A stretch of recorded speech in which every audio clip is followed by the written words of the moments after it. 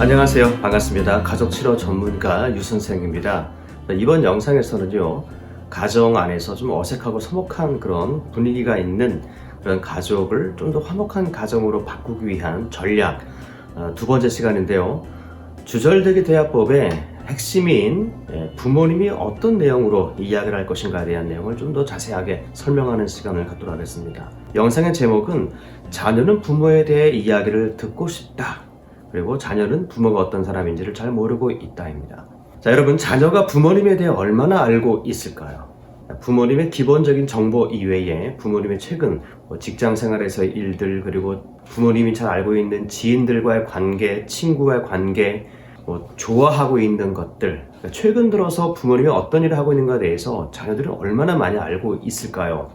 그런데 자녀들은 부모님에 대해서 이러한 부분들을 잘 모르고 있다라고 하는 거죠. 근데 반대로 여러분, 부모님에 대해서 많이 알고 있는 가정들, 자녀들은요, 이 가정의 분위기가 아주 화목하고 참 좋습니다. 상관관계가 있다고 하는 거죠. 가족들끼리 대화를 많이 할수록 그 가정의 분위기는 화목해지는 거죠. 상관관계가 있는 겁니다. 자, 여러분, 왜 자녀가 부모님에 대해서 잘 모를까요?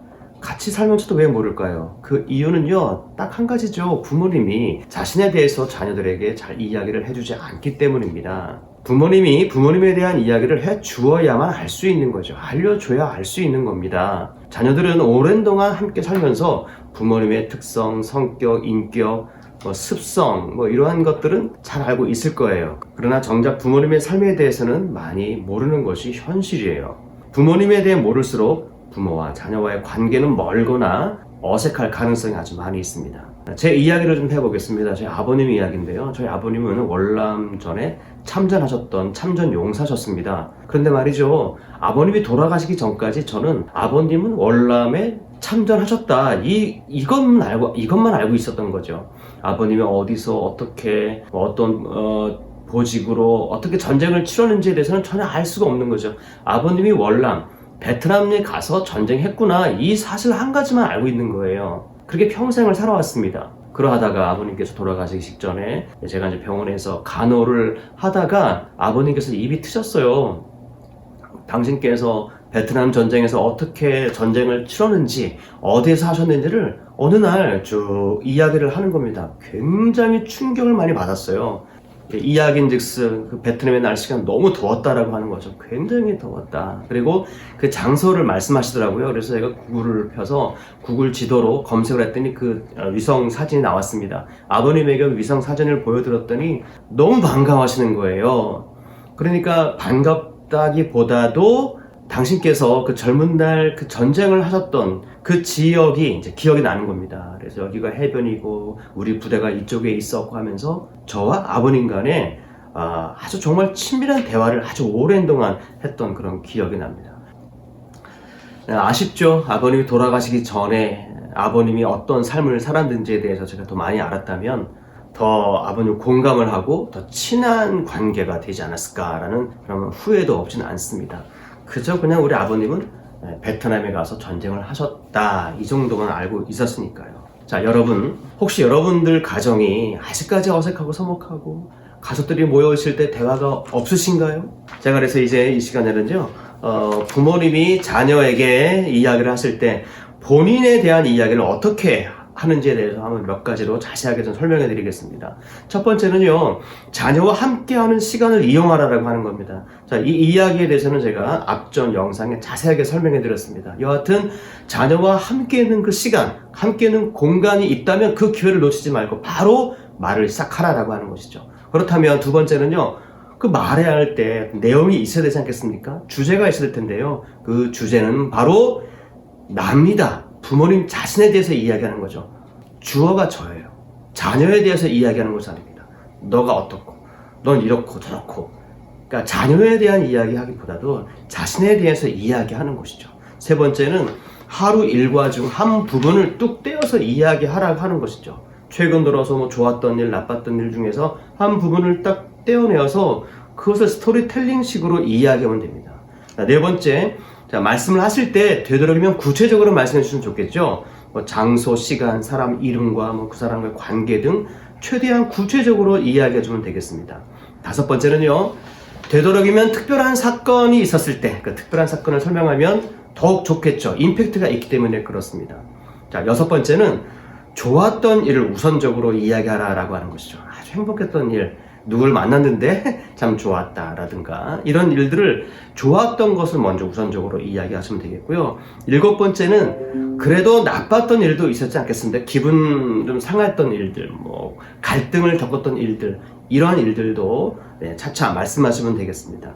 여덟 번째는요, 5분 정도 이야기를 하면 됩니다. 5분이라면 굉장히 긴 시간일 수도 있겠습니다만은 짧은 시간입니다. 5분 정도 이야기를 하면 됩니다. 그리고 점점 그 시간을 이제 길게 해 가면 되니까 말이죠.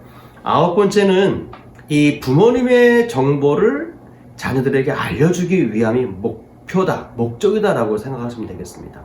그러니까 자녀와 더 뭐 주거니 받거니 그런 이야기가 목표가 아니라 일방적으로 부모님에 대해서 자녀들에게 설명해 주는 것이 목표다라고 이해를 하시면 될 것 같습니다. 열 번째는요, 자녀가 듣든지 안 듣든지 그냥 말하는 겁니다. 이게 중요한 거예요. 대부분의 부모님들은 자녀들이 경청하는 것을 기대합니다. 자신의 앞에서 부모님이 이야기할 때 고개를 끄덕거리면서 눈을 쳐다보면서 이러한 정확한 어떤 그 대화하는 과정을 요구하고 있는데요. 그렇지 않습니다. 왜냐하면 지금 현재 여러분의 가정 상황이 어색하고 대화가 없는 그런 분위기 아닙니까? 따라서 자녀가 듣든지 안 듣든지 그냥 일방적으로 대화를 하면 되는 것이죠. 11번째는요, 이게 꾸준히 하라는 겁니다. 매일매일 반복적으로 꾸준히 해야만 효과가 있다고 하는 거죠. 12번째는 자녀로 하여금 부모님에 대해서 많이 알도록 하는 것이 목적입니다.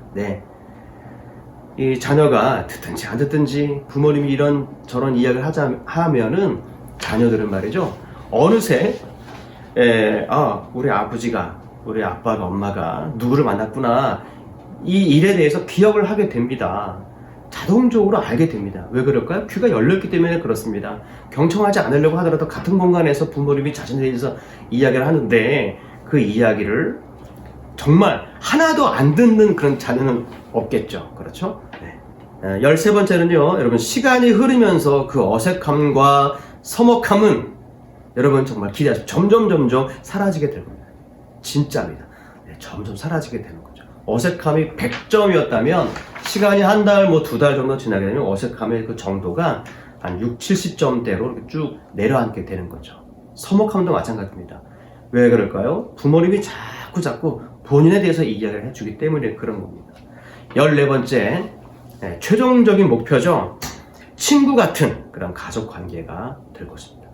그러니까 가족끼리 모이면 친구 같은 알콩달콩 대화하는 그런 화목한 관계로 분명히 될 것입니다. 이것이 주절대기 대화법의 최종 목표이거든요. 될 수 있습니다. 지금 전혀 대화가 없고 말만 꺼내면 뭐 으르렁대면서 싸우는 그런 가족 관계도 괜찮습니다. 제가 나중에 왜 싸우는지에 대해서도 여러분들에게 설명해 드릴 텐데요. 여하튼 간에 부모님들은요, 여러 기대 다 내려놓으시고 일단 집중하십시오. 자녀와 같이 있는 그 시간에 내가 용기를 내어서 내 자신에 대한 이야기를 먼저 꺼낸다 라고 하는 겁니다.